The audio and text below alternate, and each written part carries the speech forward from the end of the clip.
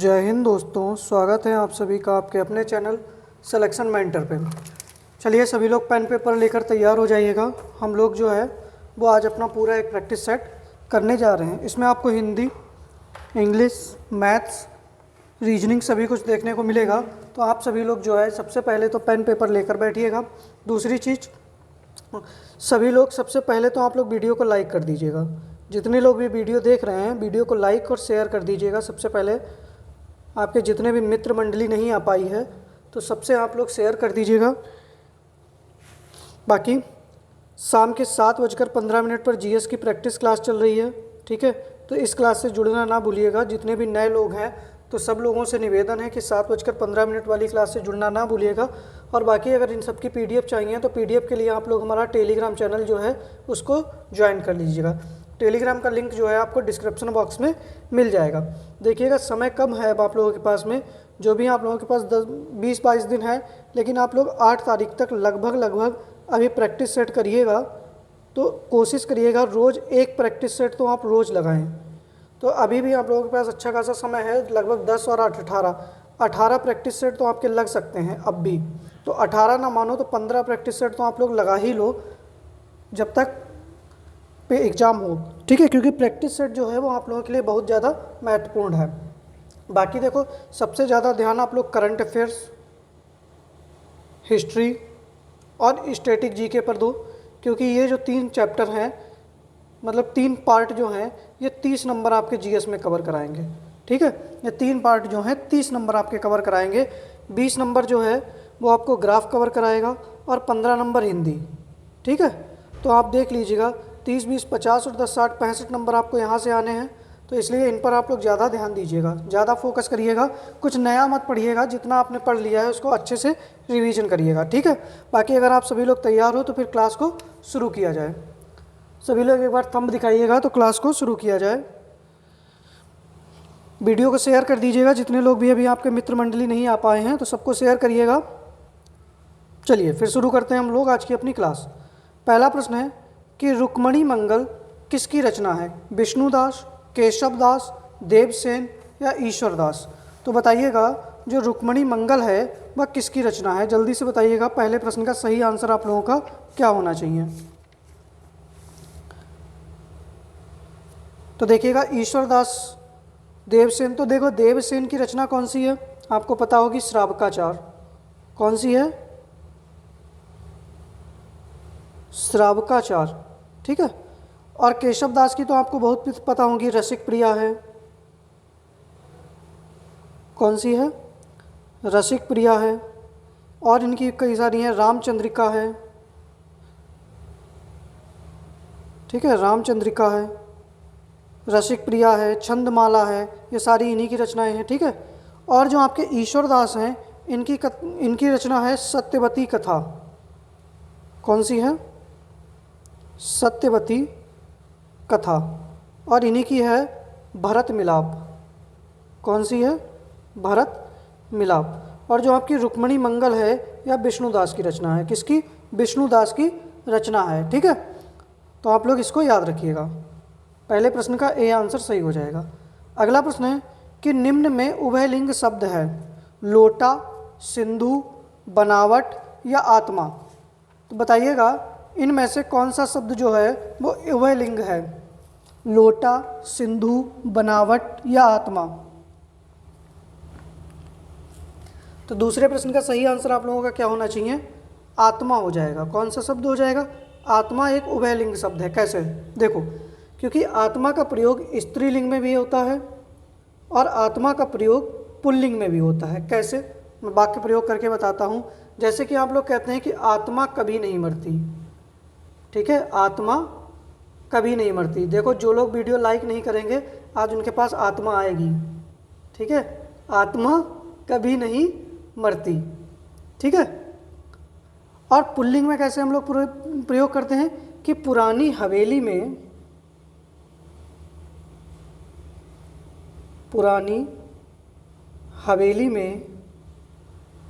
प्रेत आत्मा ने, यही आएगी, समझ लो, प्रेत आत्मा ने भारी उत्पात मचा रखा है, ठीक है।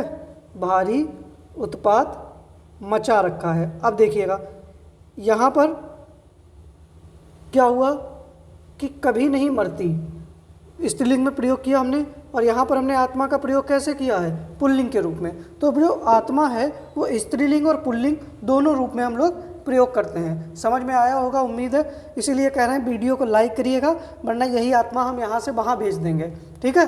फिर हमसे मत कहना कहीं बढ़िया ताबीज आबीज करा के फिर घूमोगे सभी लोग। चलिए, तो दूसरे प्रश्न का डी आंसर सही है। अगला प्रश्न है कि ध्वांत जो है वो किसका पर्यायवाची है, प्राप्त, तिमिर, बीची या दाड़िम। तो बताइएगा जो ध्वांत शब्द है वो किसका पर्यायवाची है। तो देखिएगा तिमिर, बीची किसका है, तो लहर का, दाड़िम किसका होता है, तो तोता का, और तिमिर मतलब ध्वांत, मतलब अंधेरा। ध्वांत किसका पर्यायवाची होगा, अंधेरे का, ठीक है। तिमिर ध्वांत एक ही बात हो जाएगी, ठीक है। तीसरे प्रश्न का बी आंसर आपका सही हो जाएगा। आगे बढ़ते हैं हम लोग कि अमृत का विलोम शब्द बताइए, वह, सुधा, विष या जलज। तो बताइएगा अमृत शब्द का विलोम क्या होगा।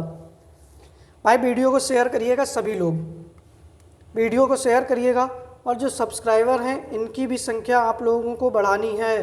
थोड़ी सी मेहनत आप लोग और कर लीजिएगा। अगर आप लोगों को कहीं लग रहा है कि कंटेंट में कमी है तो आप मुझे बताइएगा, मैं आप लोगों को कंटेंट अच्छे से अच्छा देने का पूरा प्रयास करूँगा। हाँ, वो अलग बात है कि हम डिजिटल बोर्ड पे नहीं पढ़ा रहे हैं, बहुत चीज़ें आगे नहीं हैं, लेकिन हाँ जितना पढ़ा रहे हैं उतना आप लोगों के लिए एग्ज़ाम के पॉइंट ऑफ व्यू से बहुत सटीक पढ़ा रहे हैं। तो बताइएगा अमृत का विलोम क्या हो जाएगा, विष, ठीक है। क्या हो जाएगा, विष हो जाएगा, ठीक है। अगला प्रश्न है हमारा कि समानार्थी शब्द का चयन कीजिए। जो प्रेच्छा है इसका समानार्थी क्या होगा, दीक्षा होगा, परीक्षा होगा, शिक्षा होगा या दृष्टि होगा। तो बताइएगा कि जो प्रेच्छा है इसका समानार्थी क्या हो जाएगा, जल्दी से बताइएगा। प्रेच्छा का समानार्थी क्या होता है, तो प्रेच्छा का आपका समानार्थी क्या हो जाएगा, दृष्टि हो जाएगा। क्या हो जाएगा, दृष्टि हो जाएगा। तो पांचवें प्रश्न का डी आंसर सही हो जाएगा। हिंदी में बताइएगा 5 में से कितने प्रश्न सही हुए, जल्दी कमेंट बॉक्स में बताइएगा कि हिंदी में 5 में से कितने प्रश्न आप लोगों के सही हो रहे हैं। चलिए आगे बढ़ते हैं हम लोग। अगला प्रश्न है कि अंतर्राष्ट्रीय बालिका दिवस कब मनाया जाता है, 11 अक्टूबर, 20 अक्टूबर, 11 नवंबर या 20 नवंबर। तो बताइएगा कि जो अंतर्राष्ट्रीय बालिका दिवस है ये कब मनाया जाता है। सही आंसर आप लोगों का क्या होना चाहिए, जल्दी से बताइएगा।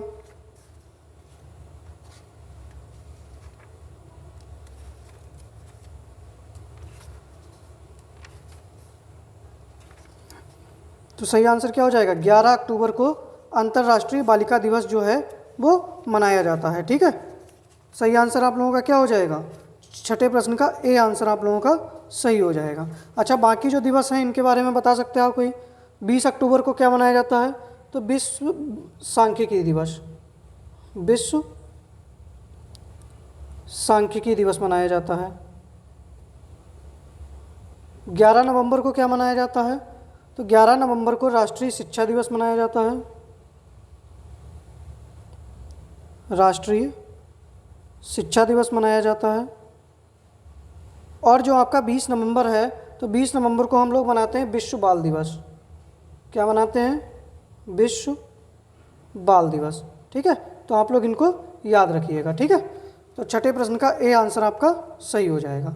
आगे बढ़ते हैं हम लोग कि संविधान, संस्कृति और राष्ट्र किसकी कृति है, स्मृति ईरानी की, कुलप्रीत यादव की, कलराज मिश्र की या धीरेन्द्र झा की। तो सातवें प्रश्न का सही आंसर क्या होगा, जल्दी से बताइएगा कि संविधान, संस्कृति और राष्ट्र किसकी कृति है। स्मृति ईरानी की है, कुलप्रीत यादव की है, कलराज मिश्र की है या धीरेन्द्र झा की है। सही आंसर आप लोगों का क्या होना चाहिए। देखिए स्मृति ईरानी की कौन सी है, लाल सलाम, कौन सी थी, लाल सलाम। और संविधान, संस्कृति और राष्ट्र ये किसकी है, कलराज मिश्र, किसकी है, कलराज मिश्र की है। कहाँ के राज्यपाल हैं, जल्दी से बताइएगा। कलराज मिश्र जो हैं वो किस स्टेट के गवर्नर हैं वर्तमान में।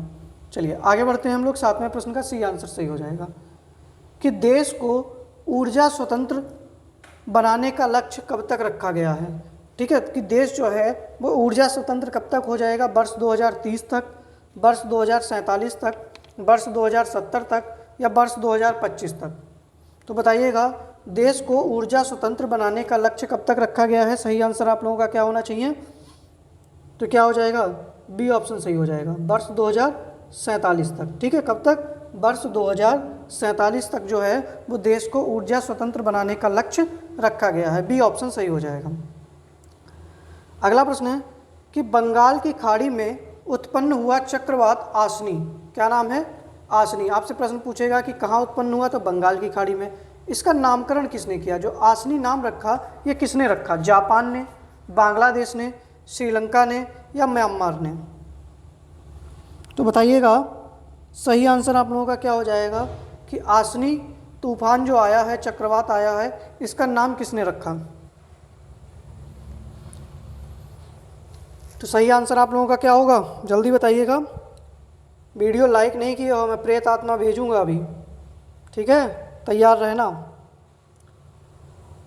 जितने लोग भी देख रहे हैं, मैं प्रेत आत्मा भेजूंगा बहुत तगड़ी वाली, जो आपकी हवेली में उत्पात मचा दे। तो सही आंसर क्या होगा? श्रीलंका। क्या हो जाएगा? श्रीलंका हो जाएगा। ठीक है, 9वें प्रश्न का सी आंसर सही हो जाएगा। अगला प्रश्न है कि परम गंगा नामक सुपर कंप्यूटर कहाँ स्थापित किया गया? ठीक है, आईआईटी रुड़की में, आईआईटी मद्रास में, आईआईटी कानपुर में या आईआईटी खड़गपुर में? तो बताइएगा, जो परम गंगा नामक सुपर कंप्यूटर है वो कहाँ पर स्थापित किया गया? आईआईटी रुड़की में, आईआईटी मद्रास में, आईआईटी कानपुर में या आईआईटी खड़गपुर में? बताइएगा। आप लोगों को कोई भी समस्या लग रही हो, आप लोगों की कितनी तैयारी है? अब थोड़ा एनर्जी लाइएगा, रात में पढ़िएगा अच्छे से, दिन में पढ़िएगा। कोई भी डाउट हो तो टेलीग्राम से या इंस्टाग्राम पे आप पूछ सकते हैं। सही आंसर क्या हो जाएगा? आईआईटी रुड़की हो जाएगा। क्या हो जाएगा? आईआईटी रुड़की में परम गंगा नामक सुपर कंप्यूटर स्थापित किया गया। बताइएगा, जीएस में कितने सही हुए आप लोगों के? जीएस में 5 प्रश्न में से कितना सही हुआ है? जल्दी से बताइएगा। चलिए आगे बढ़ते हैं हम लोग। अगला प्रश्न है कि a poem on a lament for the dead, lament for a dead. ठीक है, मतलब a poem on a lament for the dead, heath, linguist, elegy या geology?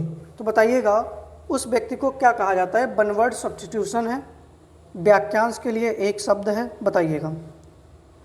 A poem on a lament for the dead, मतलब इसका अर्थ होता है शोक गीत। क्या होता है? शोक गीत। ठीक है, जब कोई व्यक्ति मर जाता है तो उसकी अंतिम यात्रा में जो गीत वगैरह गाया जाता है, शोक गीत, उसको हम लोग क्या कहते हैं? बताइएगा। तो लिंग्विस्ट का अर्थ क्या हो जाएगा? भाषाविद। क्या हो जाएगा? भाषाविद। हैथ का अर्थ क्या हो जाएगा? हैच मतलब। ठीक है, तो इसका अर्थ हो जाएगा बंजर। जियोलॉजी का तो तुमको पता ही हो, भूगर्भ वेत्ता होता है। और एल्गी का अर्थ जो होता है, इसका अर्थ होता है शोक गीत। क्या होता है? शोक गीत होता है। तो सी ऑप्शन सही हो जाएगा। ठीक है, 11वें प्रश्न का सी आंसर आप लोगों का बिल्कुल सही हो जाएगा। चलिए आगे बढ़ते हैं हम लोग। साइनोनियम्स बताना है आपको विजिलेंट का, फेरोवर, वांडर, स्लर या कैटियस? बताइएगा क्या हो जाएगा? साइनोनियम्स बताइएगा जल्दी से। पहले तो इसका अर्थ जिसको पता हो हिंदी में वही बता दें। जो विजिलेंट है इसका अर्थ बता दीजिएगा हिंदी में क्या होता है। तो इसका अर्थ होता है जागरूक। क्या होता है? जागरूक होता है। इसका अर्थ होता है हिंदी में क्या? जागरूक। तो बताइएगा इसका साइनोनियम्स क्या हो जाएगा? तो देखिएगा, जो फॉरवर है इसका अर्थ हो जाएगा उत्साह। जो वांडर है इसका अर्थ हो जाएगा आवारा, आवारा हूँ। ठीक है, सर का अर्थ क्या हो जाएगा? गाली देना। क्या हो जाएगा? गाली देना। ठीक है, और जो कैटियस होता है इसका अर्थ क्या हो जाएगा? आपका जागरूक। ठीक है, तो 12वें प्रश्न का डी आंसर आपका बिल्कुल सही हो जाएगा। आगे बढ़ते हैं हम लोग। एंटोनियम बताना है आपको झील का। अब पहले तो आप लोग झील का हिंदी अर्थ बता दीजिएगा। अपैथी, सिंपल, पीविश या मोडेस्ट? तो बताइएगा सही आंसर क्या हो जाएगा। झील का जो है उस एंटोनियम बताना है। पहली बात तो झील का अर्थ बताइएगा आप लोग। तो झील का अर्थ क्या होता है? उत्साह होता है। क्या होता है? उत्साह। तो अभी मैंने इसका साइनोनियम्स आपको थोड़ी देर पहले ही बताया था। क्या था? ठीक है, ये था। अब बताइएगा इसका एंटोनियम बताना है। तो जो मोडेस्ट होता है इसका अर्थ क्या होता है? मामूली। क्या होता है? मामूली। पीविस का अर्थ होता है चिड़चिड़ा। चिड़ा। सिंपल का सामान्य। और अपैथी जो होता है तो इसमें उत्साह की जो इसमें कमी होती है उसको अपैथी कहते हैं। ठीक है, तो 13वें प्रश्न का ए आंसर सही हो जाएगा। आगे बताइएगा, फिल इन द ब्लैंक्स है। ठीक है, दिस 6 यूनिट्स और decide the main group of companies. Of आएगा, फ्रॉम आएगा, विद आएगा, बाई आएगा। तो बताइएगा 14वां जो प्रश्न है इसका सही आंसर क्या मिलना चाहिए? सही आंसर आप लोगों का क्या हो जाएगा? 14वें प्रश्न में सही आंसर क्या होना चाहिए? तो क्या हो जाएगा? फ्रॉम हो जाएगा। क्या आ जाएगा यहाँ पर? फ्रॉम आ जाएगा। ठीक है, ये ध्यान दीजिएगा। बताइएगा 4 में से कितने प्रश्न सही हुए? इंग्लिश के 4 प्रश्न थे, 4 में से कितने सही हुए हैं? 4 प्रश्नों में से कितने प्रश्न सही हुए? जल्दी से बताइएगा। चलिए आगे बढ़ते हैं हम लोग। रीजनिंग में आ जाओ। निम्नलिखित शब्दों में विषम शब्द को चुनिए। टेलीफोन, टेप रिकॉर्डर, ट्रांजिस्टर और टेलीस्कोप। तो बताइएगा 15वें प्रश्न का सही आंसर आप लोगों का क्या होना चाहिए?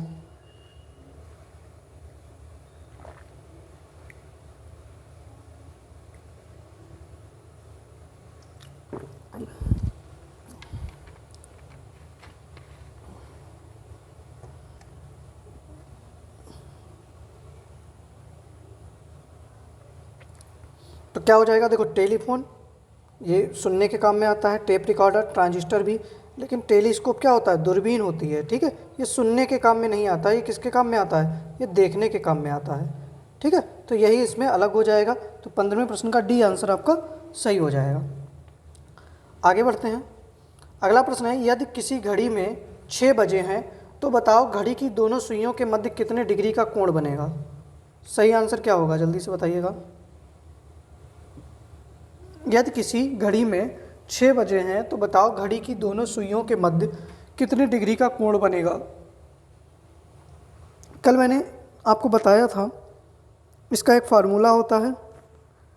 हालांकि ये तो इजी है, लेकिन अगर जैसे समय आ जाए 7:15, 8:20, तब भी वो फार्मूला काम करेगा और यहाँ भी काम करेगा। ठीक है, तो बताइएगा इस प्रश्न का सही आंसर आप लोगों का क्या होना चाहिए?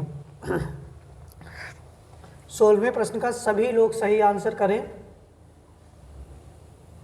जो लोग नहीं पढ़ रहे हैं तो भैया जिनके बाबू सोना सोना हो उनसे कह दें कि थोड़ा अपने बाबू सोना को सोना बाबू कम करें, वरना तुम्हारे बाबू को लेके जाएगा कोई और सोना, याद रखिएगा। फिर किसी के और के साथ बैठ के पॉपकॉर्न खाएंगी वो,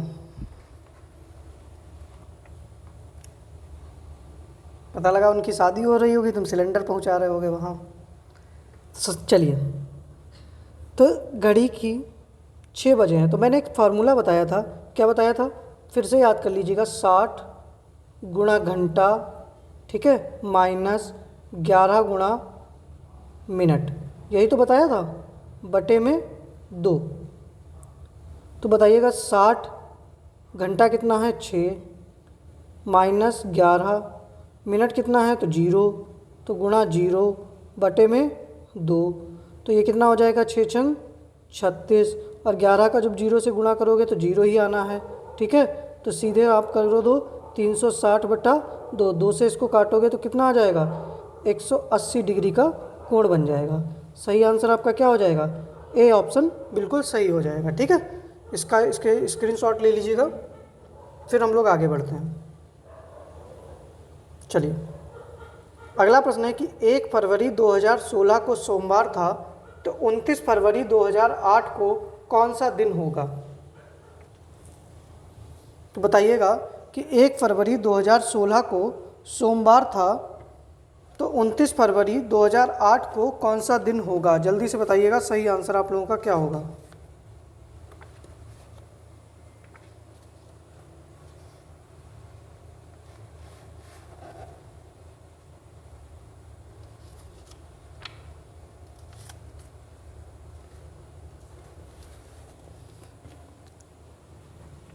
तो सही आंसर क्या होना चाहिए? जल्दी से।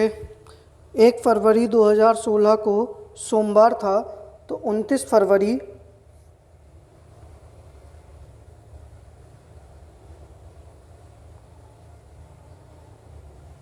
2008 को कौन सा दिन होगा?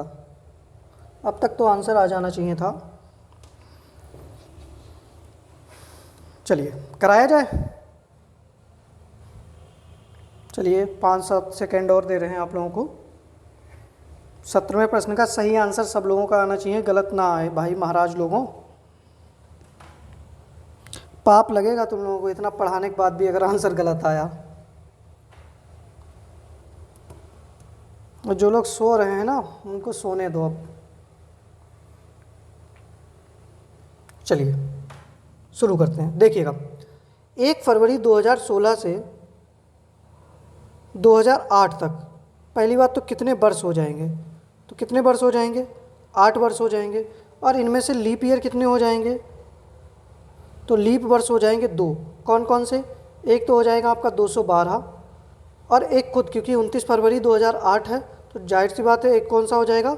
2008। तो सामान्य वर्ष हमारे पास कितने बचे? तो सामान्य वर्ष कितने बचे? 6 बचे। तो देखिएगा जो 2 लीप ईयर हैं, तो 2 लीप ईयर में विषम दिन कितने हो जाएंगे? 4।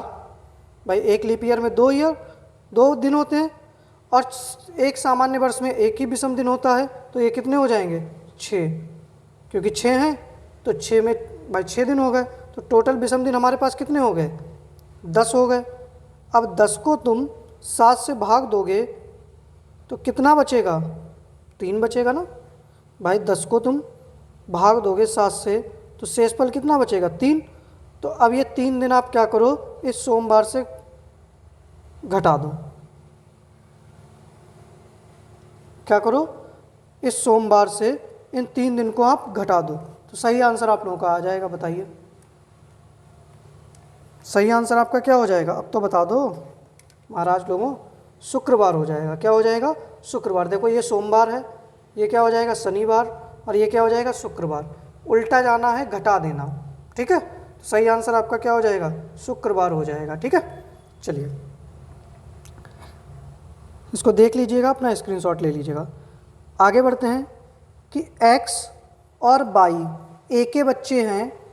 ए एक्स का पिता है लेकिन y उसका बेटा नहीं है, तो y ए से कैसे संबंधित है? मात्र 40 सेकंड देंगे, बहुत ईजी सवाल है, बहुत ही ईजी है, बहुत ही।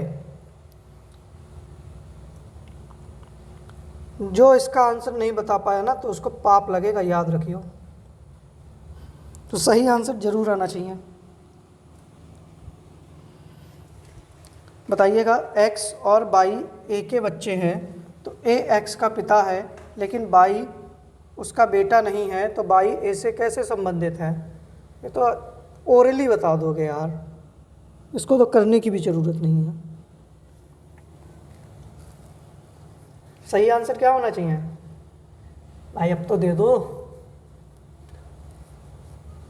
चलिए देखिए, x और y ए के बच्चे हैं, तो मतलब ए इनका पिता, ए पिता हो गया किसके? x और y का। ए एक्स का पिता है, ठीक है कोई बात नहीं, लेकिन y उसका बेटा नहीं है। तो y अगर बेटा नहीं है तो क्या हो गई? बेटी हो गई। तो y ए से कैसे संबंधित है? तो y ए से कैसे संबंधित है बताओ? तो y ए की क्या हो गई? पुत्री हो गई। 18वें प्रश्न का सी आंसर बिल्कुल सही हो जाएगा। ठीक है, चलिए आगे बढ़ते हैं। अगला प्रश्न है कि 7 का जो रिलेशन 32 से है वही आपको 35 का बताना है। जल्दी से, इसके लिए आपको पूरा 1 मिनट देते हैं, आंसर बताइएगा। जो रिलेशन 7 का 32 से है वही रिलेशन आपको 35 का निकालना है।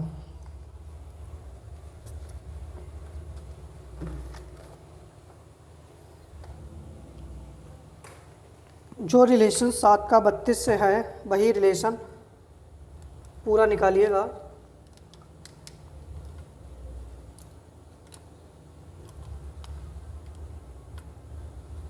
और जिनको नींद बहुत आ रही है ना, वो लोग सुधर जाएं भाई।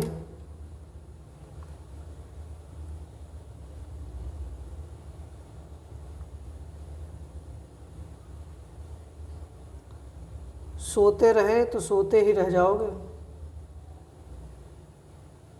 चलिए, उम्मीद कर रहे हैं कि आंसर आप लोगों का आ गया होगा।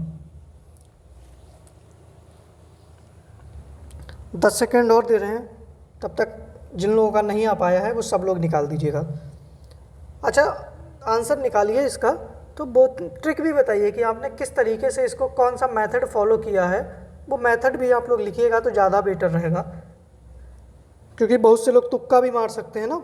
तो मैं पूरा मेथड के साथ लिखिएगा कि किस तरीके से आंसर आया है। चलिए, मेथड लिखने के लिए मैं 5 सेकेंड दे रहा हूँ आपको, बताइएगा कि किस तरीके से ये आया है। समझिएगा कि 7 को 32 बनाने के लिए हमने क्या किया, 7 पंजे 35, मतलब हमने एक विषम संख्या से गुणा की तो कितना आ गया 35, और फिर इससे हमने एक विषम संख्या ही घटा दी तो कितना बन गया हमारा 32। ऐसे ही हमको क्या करना है, 35 की गुणा 5 से तो कितना मिलेगा हमको 175, और -3 करोगे तो कितना मिलेगा 172। ठीक है, ये आपका आंसर हो जाएगा सी ऑप्शन।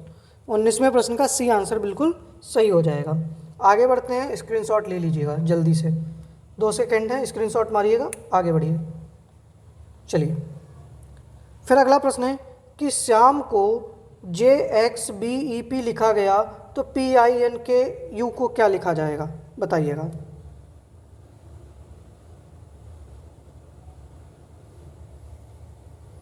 जब श्याम को JXBEP लिखा गया, निकालिएगा सही आंसर क्या होना चाहिए इसका।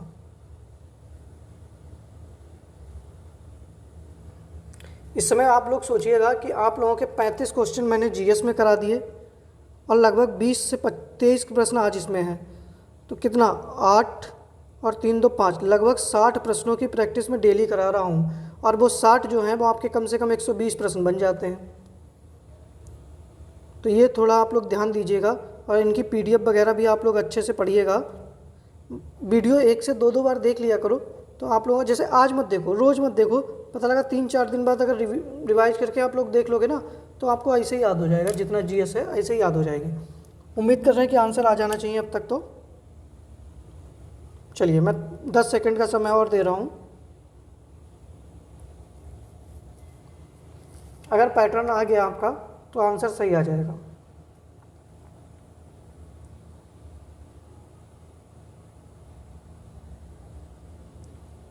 चलिए बताएं, देखिएगा,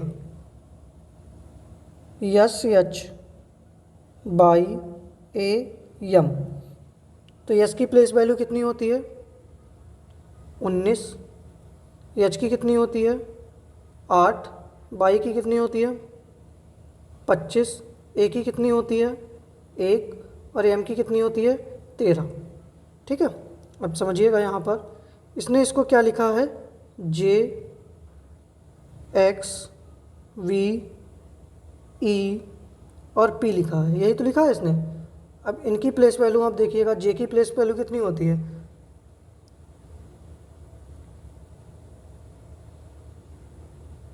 10 होती है, एक्स की कितनी होती है 24 होती है। ठीक है, बी की कितनी होती है, तो बताइएगा बी की कितनी हो जाएगी,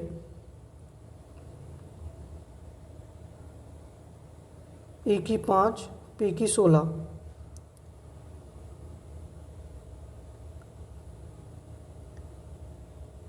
बाईस होती है।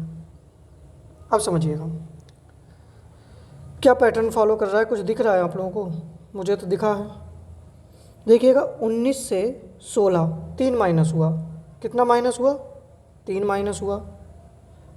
13 से 10 यहाँ भी 3 माइनस हुआ। ठीक है, 8 से 5 3 माइनस हुआ। अब 1 से 24, यहाँ भी तो 3 ही माइनस हो रहा है भाई, 26, फिर तुरंत 1, भाई 1 से माइनस करोगे ना इसको तो 24 आ जाएगा, और इस 25 को 3 से माइनस करोगे तब भी तो 22 आ जाएगा ना। तो कौन सा पैटर्न फॉलो कर रहा है, -3 का पैटर्न फॉलो कर रहा है, लेकिन कैसे, क्रॉस मेथड से, कैसे, क्रॉस मेथड से, ठीक है। समझ लीजिएगा, इसका स्क्रीनशॉट लीजिएगा, फिर हमका इस आंसर करा देते हैं। अब देखिएगा, समझ लीजिएगा, लिख लीजिएगा पिंकू,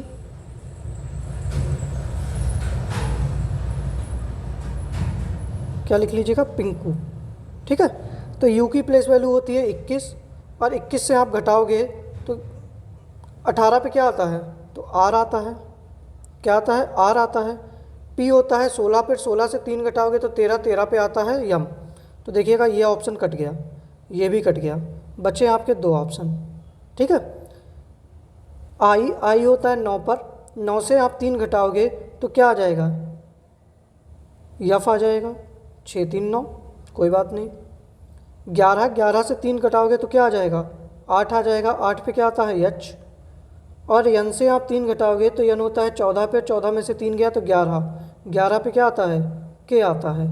तो आर एच के एफ एम, सही आंसर क्या हो जाएगा, आर एच के एफ एम, बी ऑप्शन आपका बिल्कुल सही हो जाएगा, बी ऑप्शन सही हो जाएगा, ठीक है। देख लीजिएगा, इसका स्क्रीनशॉट ले लीजिएगा, जिसको ना समझ में आया हो आप 3 3 माइनस करिएगा, क्रॉस करके आंसर आ जाएगा, ठीक है। तो सही आंसर आपका क्या हो गया, बी ऑप्शन सही हो गया, ठीक है। चलिए बताइएगा, रीजनिंग के 5 क्वेश्चन में से कितने सही हुए, ईमानदारी से। रीजनिंग के 5 प्रश्नों में से आप लोगों के कितने प्रश्न सही हुए हैं, जल्दी से बताइएगा। चलिए आगे बढ़ते हैं हम लोग। अगला प्रश्न है कि निम्नलिखित में कौन सी एक अभाज्य संख्या नहीं है। बताइएगा निम्नलिखित में से कौन सी एक अभाज्य संख्या नहीं है। तो सबसे पहले बताओ अभाज्य संख्या होती क्या है, प्राइम नंबर क्या होते हैं, ऐसी संख्या जिसके 2 टुकड़े किए, ठीक है, ऐसी संख्या जिसके सिर्फ 2 टुकड़े हों।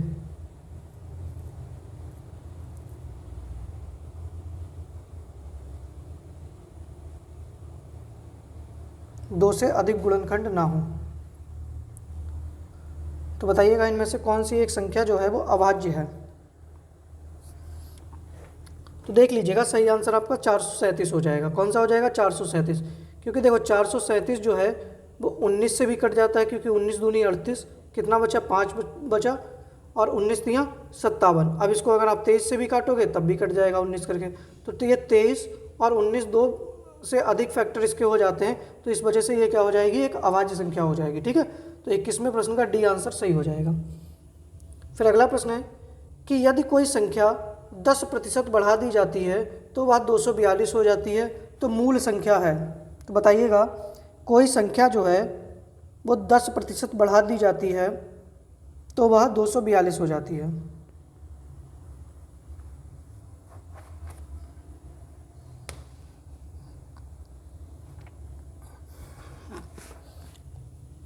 सही आंसर क्या होना चाहिए इसका, 22वें प्रश्न का सही आंसर आप लोगों का क्या होना चाहिए, जल्दी से बताइएगा।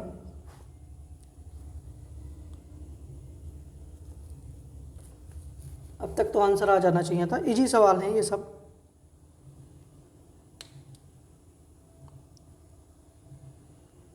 अब देखो x मान के करोगे तो तुम्हारी लंका लग जाएगी, मैं साफ बता रहा हूँ। x करके करोगे तो फिर तुम्हारी x रह जाएगी, ठीक है, क्योंकि x कभी साथ नहीं होती, x ही होती है, ठीक है। देखिएगा यदि कोई संख्या 10% बढ़ा दी जाती है तो 10% की फ्रैक्शन वैल्यू आप लोग बताइएगा 1/10, मतलब ये 10 मूल संख्या थी, 1 बढ़ाकर कितना कर दिया गया, 11। यही तो कहने का मतलब है कि अगर 10% बढ़ा दी गई तो 10 मतलब 10 संख्या थी, 1 बढ़ाई गई 11 हो गई, तो 11 की वैल्यू कितनी हो गई, 242। तो मूल संख्या बतानी है, मतलब इसको आपको 10 बताना है। तो भाई 11 की वैल्यू 242 है, 1 की वैल्यू कितनी हो जाएगी, 11 दूनी 22, ठीक है, और कितना बचा 2, 11 दूनी 22 हो जाएगा। तो 10 जो है मूल संख्या है, तो कितना हो जाएगा, 10 से 22 की गुणा करो तो 220 हो जाएगा, डायरेक्ट आंसर है। सही आंसर क्या हो जाएगा, 220 हो जाएगा। चलिए आगे बढ़ते हैं हम लोग 23वें प्रश्न पे, स्क्रीनशॉट ले लीजिएगा।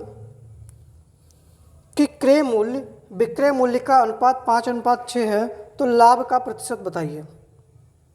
यह भी सवाल बड़ा इजी है, बहुत जल्दी से आंसर आना चाहिए आप लोगों का। कि क्रय मूल्य एवं विक्रय मूल्य का अनुपात 5:6 है तो लाभ का प्रतिशत क्या होगा।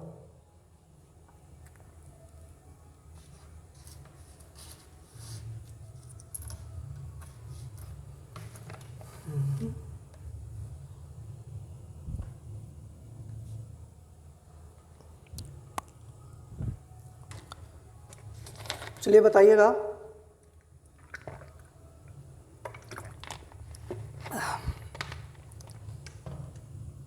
चलिए देखिएगा, मान लिया, देखो यह अनुपात छोड़ दो तुम डायरेक्ट कि क्रय मूल्य मान लिया 5 रुपये है, ये क्या है सीपी है, विक्रय मूल्य कितना है 6 रुपये है, तो लाभ प्रतिशत निकालना है। तो मतलब हमने 5 रुपये की वस्तु खरीदी, 6 रुपये में बेची, तो आप बताइएगा लाभ कितना हुआ। 5 रुपये की वस्तु थी, ठीक है, आप राम कृपाल के यहाँ से 5 रुपये का धनिया लेकर आए, अब आपने अपने घर पर 6 रुपये का बताया, ठीक है, तो बताइएगा आपको कितने रुपए का लाभ हुआ। 1 रुपये का लाभ हुआ। भाई 5 से 6 का अंतर कितना हो गया, 1 रुपये का लाभ। अब लाभ किस पर हुआ, तो भाई क्रय मूल्य पर हुआ ना, किस पर, क्रय मूल्य पर। और प्रतिशत निकालने के लिए हम क्या करते हैं, 100 से गुणा, तो 5 एकम 5, 5 दूनी 10, कितना आ जाएगा 20% आ जाएगा। कितना आ जाएगा 20%। आंसर आपका बिल्कुल सही हो जाएगा, ठीक है। 23वें प्रश्न का ए आंसर आपका सही हो गया। चलिए देखिएगा, ये हमारे थे आज के कुछ प्रश्न, 23 प्रश्न मैंने लिए थे। उम्मीद कर रहे हैं कि अच्छा, अब आप लोग कमेंट बॉक्स में बताइएगा बाद में जब वीडियो ख़त्म हो जाए कि 23 में से आप लोगों के कितने प्रश्न सही हुए। इसके साथ में आप लोग ये भी बताइएगा कि आप लोगों को वीडियो कैसी लग रही है। मैंने कई बार कहा है कि चैट बॉक्स में मैसेज मत करिएगा, एक मैसेज जो है आप लोग कमेंट बॉक्स में भी ज़रूर कर दिया करें। बाकी आप सब लोग याद रखिएगा कि 7:15 पर आप लोगों के लिए जीएस की क्लास चल रही है और रात के 10 बजे जो है वो आप लोगों के लिए मॉडल पेपर में लेकर आ रहा हूँ 25 प्रश्न का लगभग, ठीक है। तो ये दोनों क्लास जो हैं आप लोग समय से याद रखिएगा। बाकी आप लोगों को एक टारगेट दे रखा है, तो ये टारगेट भी पूरा कराने में आप लोग पूरी मदद करिएगा। बाकी मिलते हैं कल शाम को 7:15 वाली क्लास में। जय हिंद।